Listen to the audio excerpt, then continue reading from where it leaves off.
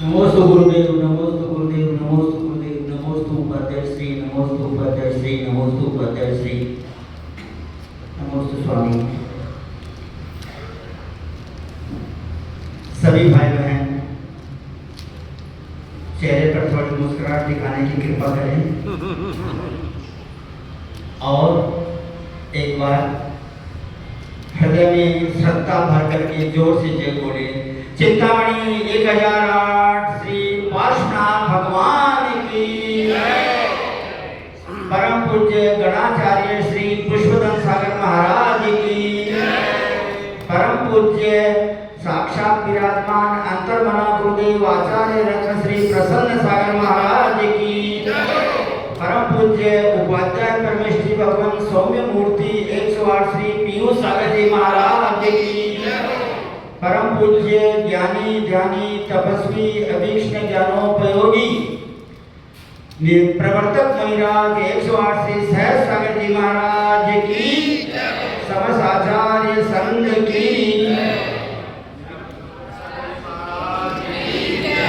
गुरुदेव को यहाँ पधारे हुए आज 35वां दिन है। 35 4 दिन तो जून के और 31 दिन जुलाई के। 35 दिन में विपुल भैया 24 तारीख तक सिर्फ 8 आर हुए थे। जून में 2 आर हुए 27 और 29 को, जुलाई में 1 तारीख को, 11 तारीख को, एक के बाद सीधा 11 तारीख, 1 तारीख, 11 तारीख, 14 तारीख, 17 तारीख, 20 तारीख, 24 तारीख को हुआ पारना, लेकिन अंतराय आ गया था। फिर 27 को और फिर जोड़े आज 31 को और 8 अक्टूबर तक मात्र 104 दिन हो जाएंगे और 28 पारने होंगे सिर्फ 104 दिन में। कितने दिन के उपवास और गुरुदेव का तो कहना ही क्या, ये हमारा पुण्य है कि हमको ऐसे तपस्वी गुरु के दर्शन हुए, हो रहे हैं, होते रहेंगे कि जिन्होंने 16 उपवास एक बार किए, 15 उपवास उसी क्रम में 4 बार किए, 14 उपवास 4 बार, 13 उपवास 4 बार, 12 उपवास 4 बार, यानी 1 से लेकर 15 तक 4 बार, उनकी टोटल होती है 480। क्या समझे? 4 8 12 16, 4 8 12 16 20 24 28 32 36 40 44 48 52 56 और 60, इनको टोटल करो तो 480 480 टोटल होता है। और एक 16 उपवास का शिखर, वो 496 उपवास और 61 पारना। पदमपुरा में 186 उपवास 186 दिन का, 153 उपवास 33 पारना और 80 जगन्य, 60 उपवास, लेकिन 62 63 हो गए थे और 20 पारना। तो इस प्रकार जिन्होंने जगन्य मध्यम उत्तम उत्कृष्ट व्रतों की तपस्या की और आचार्य विद्यासागर महाराज से आशीर्वाद लेकर, और देखो पुण्य देखो गुरुदेव का कि शिखर जी का टॉप से टॉप प्लेस मिला, बिना पुण्य के नहीं मिलता।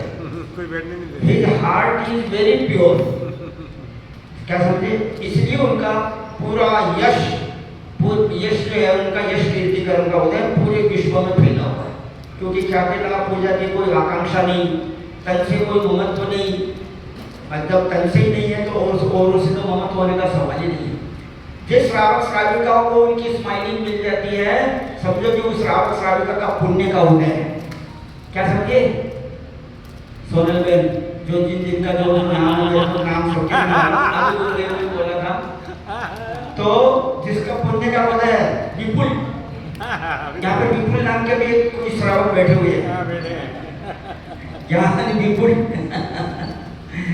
तो इस प्रकार आज देवादिदेव 1008 पार्श्वनाथ भगवान ने 2800 वर्ष पहले, 2800 समझ गए ना, 2800 यानी 2800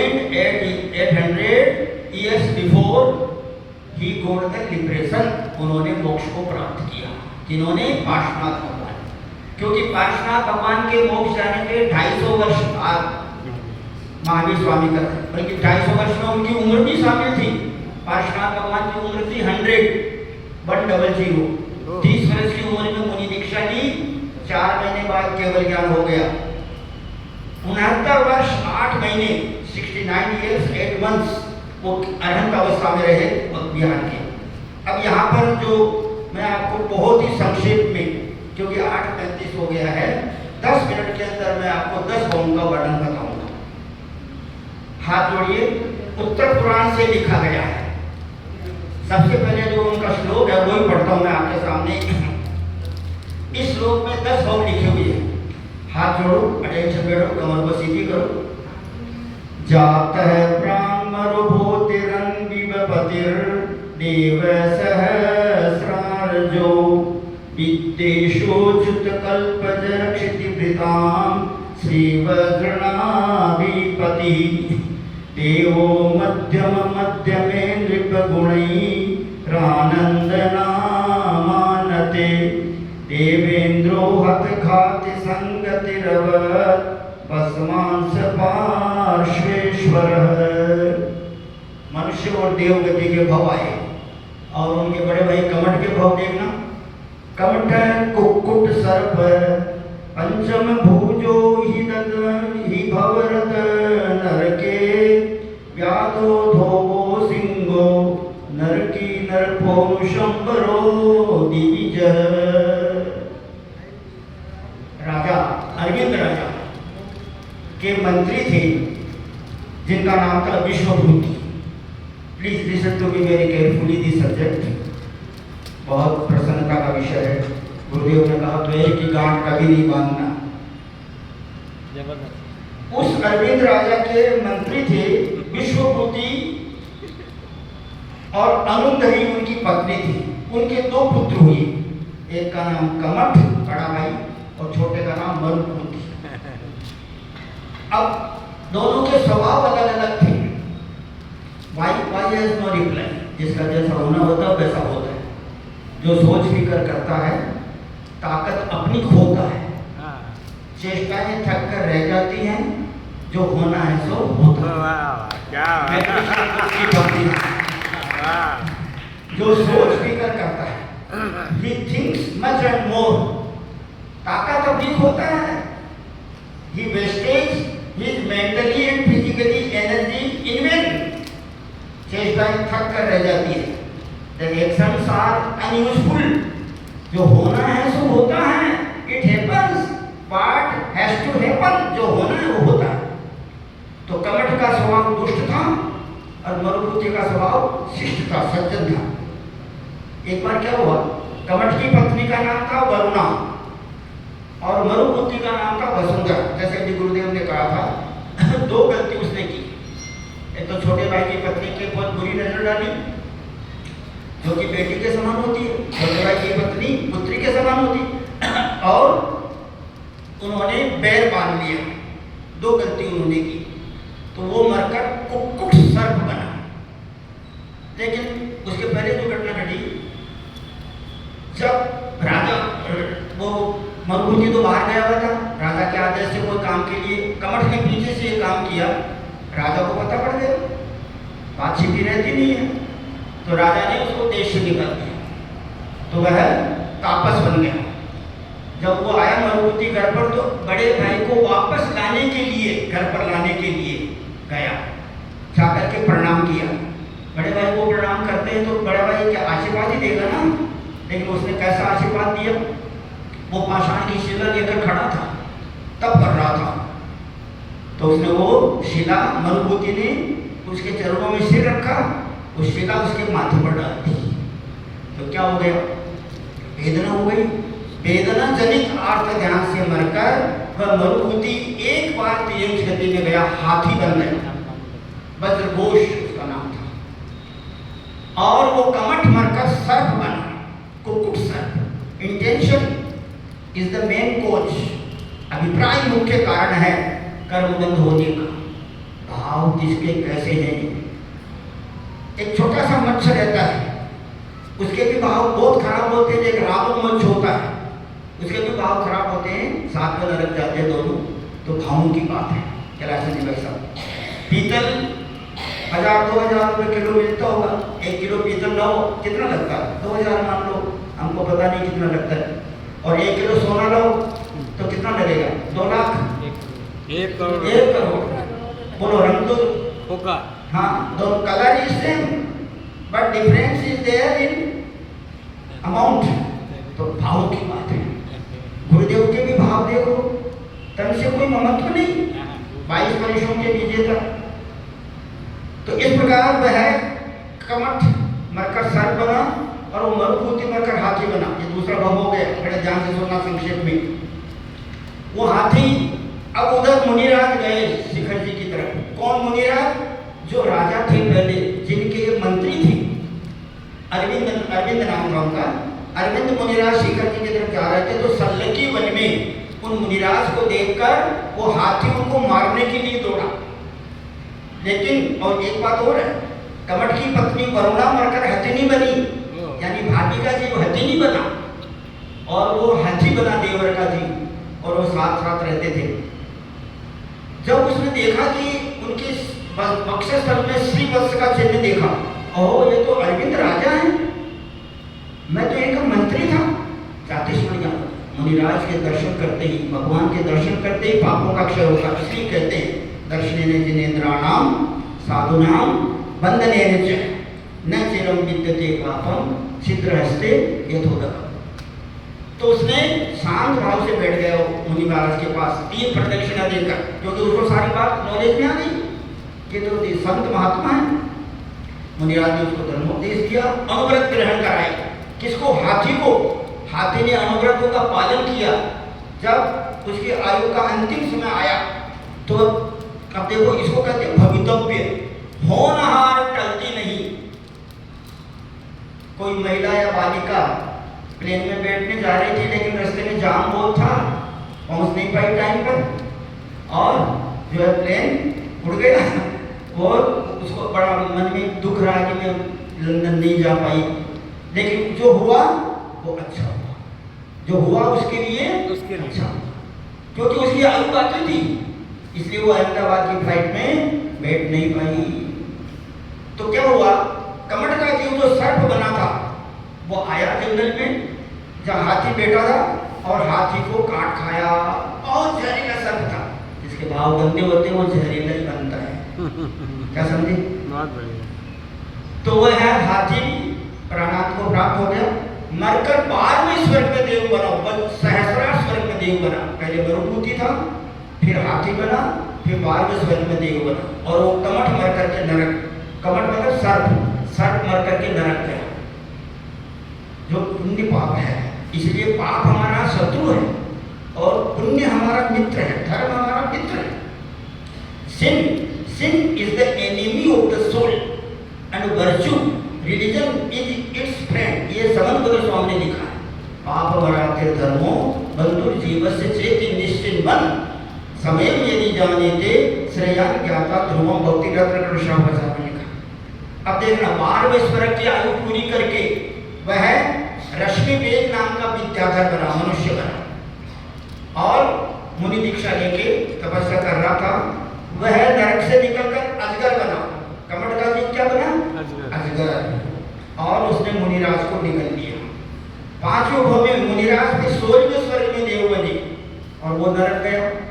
फिर 16वें से च्युत होकर वज्रनाभि चक्रवर्ती बना 6ठे भव में, और मुनि चक्रवर्ती के सारे भोग यानी भोगों को भोग कर मुनि दीक्षा लेकर तपस्या करने लगा। तो वह शिकारी बना, भील, नरक से निकलकर। अपना अपना नसीब है, क्योंकि उसने काम ही ऐसे किए। गलत सोचना भी तो काम है, क्यों सोचते हैं गलत? तो उस भील ने मुनिराज को बाण से मार दिया, और वो मुनिराज फिर 7वें भव में मध्यम ग्रेवेक, यानी 9 ग्रेवेक होते हैं, तो 5वें ग्रेवेक में अहमिंद्र बने, जहाँ 27 सागर की आयु। 9 ग्रेवेक के नाम आते हैं शास्त्रों में, हेट्टिम हेट्टिम, हेट्टिम मज्जिम, हेट्टिम उहरिम, मज्जिम हेट्टिम, मज्जिम मज्जिम, मज्जिम उहरिम, उहरिम हेट्टिम, उहरिम मज्जिम, उहरिम उहरिम, ये 9 ग्रेवेक के नाम है। फिर वहां से आकर के वो आनंद नाम के राजा बने। कौन? पार्श्वनाथ भगवान का जी। और मुनि दीक्षा ली, 16 कारण भावनाएं भाई और तीर्थंकर प्रकृति का बंद किया। जब वो मुनि दीक्षा लेकर तपस्या कर रहे थे तो वह कमठ का जीव नरक से निकलकर सिंह बना। सिंह देखा आपने? सिंह देखा है? टीवी में तो देखते ही है ना। एल फॉर क्या होता है? लाइन, है ना? लाइन वो है। तो वो सिंह बना। सिंह ने मुनिराज का भक्षण कर लिया। यानी प्रत्येक भोग में वैर लिया उसने, लेकिन मुनिराज ने कभी, गुरुदेव ने कहा ना, कभी प्रतिकार नहीं किया। इसलिए सुनना सीखो, सहना सीखो, झुकना सीखो। सुनो और सहन करो, टॉलरेट, और झुक जाओ तो अपना बहुत उद्धार हो जाएगा। अब वो सोल में वो जो है दीक्षा लेकर के तप कर रहे थे, उधर से सिंह ने उनका भक्षण कर लिया। तो वे 16वें स्वर्ग के प्राणक विमान में इंद्र बने। स्वर्ग तो 16वां है, लेकिन 16वें स्वर्ग का नाम अच्युत है, तो वहां पर वो प्राणक नाम का विमान है, वहां पर वो इंद्र बने और वो नरक में जाकर भव भ्रमण करता रहा। अब लास्ट की जो घटना उसको बड़े ध्यान से सुनना। भव भ्रमण करके वह मनुष्य बना, कमठ का जीव, और राजा बना, कभी शुभ कर्म। और उस राजा के एक पुत्री हुई जिसका नाम था वामा देवी। क्या नाम था? वामा। जिनका विवाह उन्होंने अश्वसेन राजा से किया। महिपाल राजा ने अपनी पुत्री की शादी अश्वसेन राजा से की। और वो जो प्राण स्वर्ग में इंद्र थे, वो वहां से आकर वामा देवी के गर्भ से उत्पन्न हुए। यानी पार्श्वनाथ के नाना बने हो। फिर वो किसी कोई राजा से वो हार गए तो उनको थोड़ा अपमान फील हुआ, वो तापस बन गए। तापस बन के तपस्या कर रहे थे। उत्तर पुराण में लिखा है 16 वर्ष की उम्र में पार्श्वनाथ राजकुमार वन क्रीड़ा के लिए गए मित्रों के साथ में। तो उस तापस को देखा तो वो जो पंचाग्नि तप रहा था। तो पार्श्वनाथ राजकुमार ने कहा, भाई ये अज्ञान तप क्यों कर रहे हो? इसके अंदर जीव हैं, चल रहे हैं। उनको इतना सुनते बड़ा क्रोध आ गया। एक छोटा सा बच्चा, और जबकि मैं इसका नाना लगता हूँ, नाना इसकी मम्मी का पापा, फिर भी बड़े घमंड से मेरे को बोल रहा है। हालांकि उन्होंने कहा घमंड से नहीं बोला, उनके वचन तो बड़े मीठे थे, लेकिन जिसकी जैसी होनार होती है उसको वो वैसे ही ग्रहण करता है। तो क्रोध आ गया तो उसने उस लकड़े को चीर दिया तो अंदर से एक नाग नागिन का जोड़ा निकला। उस नाग नागिन के जोड़े को शुभोम कुमार ने धर्म के वचन सुनाए। पार्श्वनाथ ने भी धर्म के वचन सुनाए। तो धर्म के वचन सुनने से उनके परिणाम अच्छे हो गए। अब आप देखो, भले यहाँ पर अपन 50 लोग बैठे हैं, लेकिन हजारों लोग सुन रहे हैं। जिसका पुण्य वो सुनता है तो उसके परिणाम अच्छे हो गए। तो वो मरकर बन करके भवनवासी देव भी बन गए। क्या नाम था उनका? धर्मेंद्र और पद्मावती देवी बन गए। और वो जो है पार्श्वनाथ ने 30 वर्ष की उम्र में दीक्षा दी। कमठ का जीव तब करके अकाम निद्रा से शंबर नाम का ज्योतिष देव बन गया। उसने देखा कि पार्श्वनाथ ने 30 वर्ष की उम्र में दीक्षा, अपना क्या बोलते हो, दोहिता, हम मारवाड़ी में दोहिता बोलते हैं, बेटी के बेटे को दोहिता बोलते हैं, इधर में क्या बोलते हैं पता नहीं। तो उन मुनिराज के ऊपर 7 दिन तक उपसर्ग किया। 7 दिन तक अनेक प्रकार का उपसर्ग किया। उस उपसर्ग में धर्मेंद्र पद्मावती दोनों आए और उन्होंने छत्र लगा करके उपसर्ग का निवारण किया। यानी देखो, त्रियंश भी किए हुए उपकार को नहीं भूलते, इसलिए जो उपकार करता है उसका बहुत बहुत धन्यवाद देना चाहिए। और फिर बाद में उनको केवल ज्ञान हो गया। तो शंकर देव ने, अब वो कमठ का जीव ज्योतिष देव है इस समय, और उसने भी भेदभाव छोड़ दिया। बाद में समोशन की वैसे मोक्ष चले गए, अब किससे बदल लेंगे, और सम्यक दृष्टि बन गया। ये उत्तर पुराण में लिखा है, पेज नंबर 429 से 442 तक, और लेसन नंबर 73, वहां से आप पढ़ लेना। इसी क्रम में सिर्फ 2 मिनट और बोल रहा हूँ। देवर भाभी देवर ने भाभी का अपमान किया, लात मार ली मुंह पे। तो भाभी ने कहा देवर जी मैं तो अबला नारी हूँ, अभी तो मैं कुछ कर नहीं सकती, but I will see you in future time, मैं आपको भविष्य में देखूंगी, छोड़ूंगी नहीं। तो वो मरकर श्यालिनी बनी और वो देवर सुकुमार मुनि बने, और वो श्यालिनी ने सुकुमार मुनि के पैरों को खाया।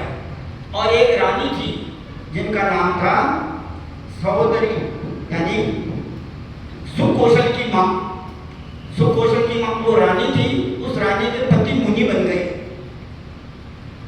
उसने अपने बेटे का भविष्य ज्योतिषियों से पूछा कि जिस दिन दिगंबर मुनि को देखेगा उस दिन दिगंबर मुनि बन जाएगा।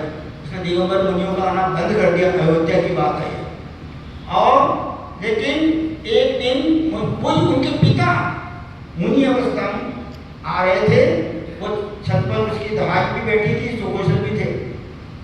द्वार वालों ने आने नहीं दिया मुनियों को, मुनिराज को। तो उस धाई की आंखों में आंसू आ गए। तो उसने पूछा कि आपके आंख में आंसू क्यों आए? माँ ने तो मेरे को जन्म दिया, पालन पोषण आपने किया है, इसलिए आप हमारी मेरे लिए माँ बराबर हो। तो टालम टोलम कर दी, लेकिन सच बताना पड़ा कि आपके पिता मुनि बन गए, उनको आने नहीं दिया नगर में आपकी माँ की आज्ञा से।